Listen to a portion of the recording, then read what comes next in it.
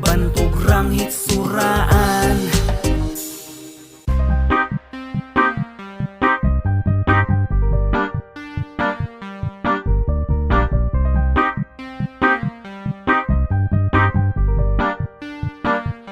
Uganindot sa Mindanao, naangkon na namong kalinaw.